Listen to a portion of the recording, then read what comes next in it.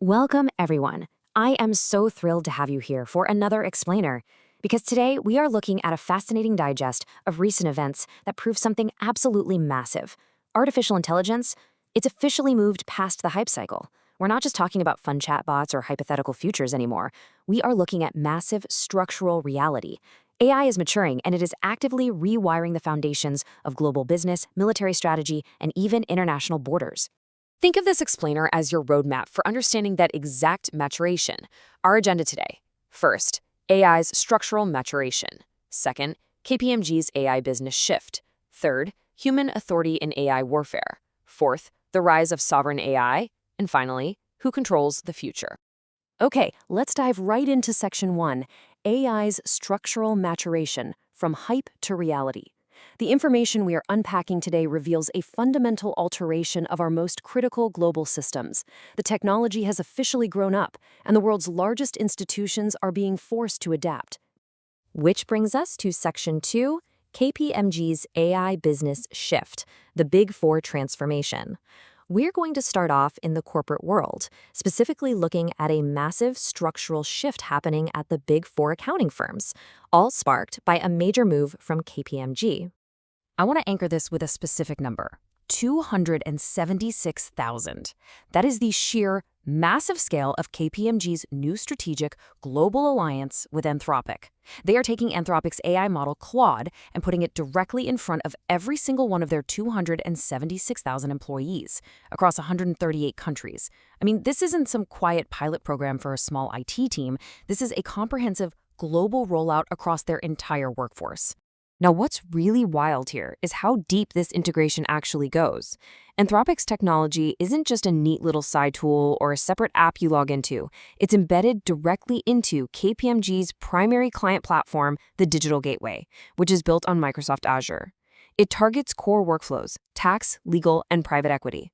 And that last point, that is the real game changer. Imagine building a regulatory compliance agent. That's a task that previously took weeks of intense human labor. Now it takes minutes inside this integrated platform. Delivery speeds are being drastically, permanently altered. And that brings us to the underlying truth of this corporate shift.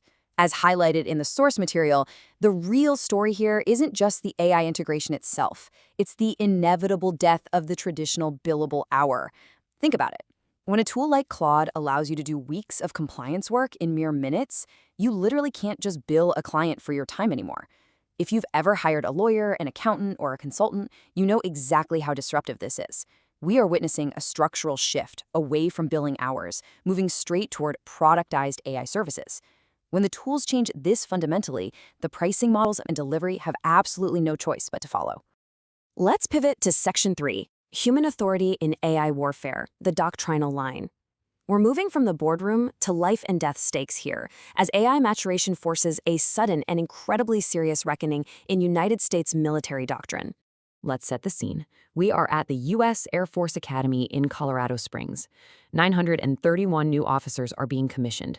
Vice President J.D. Vance is delivering the commencement address, and the dominant theme of his speech to these future commanders isn't just traditional military strategy, it's artificial intelligence. During this address, the vice president laid down a very firm doctrinal line.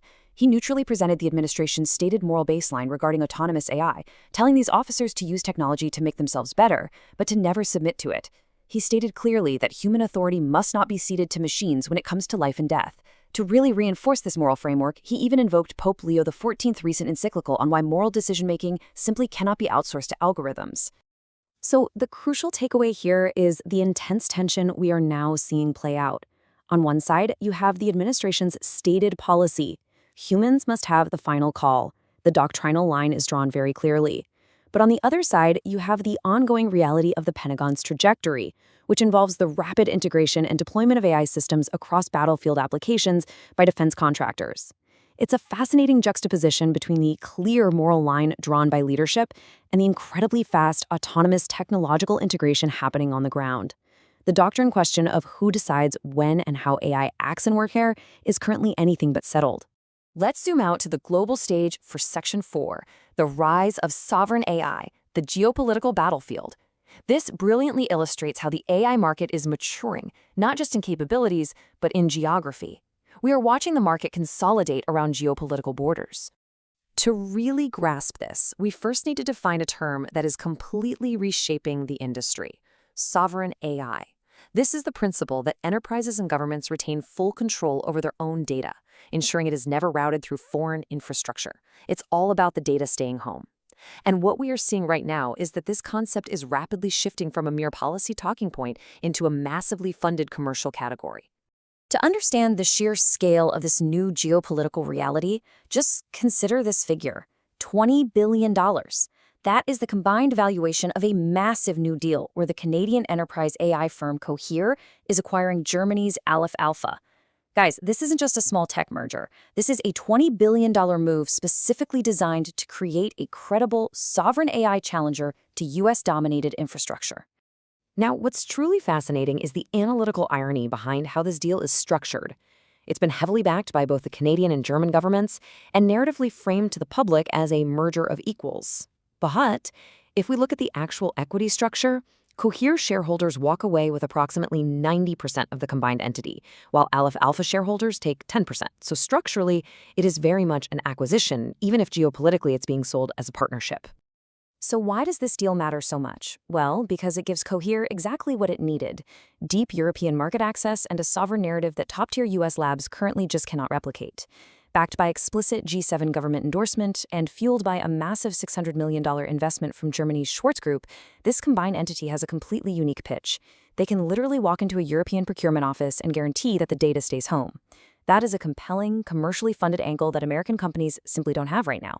Which brings us to Section 5. Who controls the future? Final thoughts. Let's tie these three thematic pillars together. From the death of the billable hour in corporate business models, to the fierce debates over military doctrine, to the massive investments in global geopolitics and sovereign data, all of this is undeniable proof of AI's structural maturation. AI is no longer a novelty. It is the new operating system of the world. And I want to leave you with this final, provocative thought to consider. We are watching AI embed itself into our most critical global systems at breakneck speed. From KPMG's compliance platforms to the Pentagon's battlefields, all the way to massive international trade deals. The technology is scaling across the globe today. So the real question is, can our legacy policies, our traditional business models, and our existing moral frameworks possibly keep up with the speed of this structural integration? Who really controls this technology as it reshapes our world? Think about that as you digest today's explainer. Thank you so much for joining me. Keep learning, and I'll see you next time.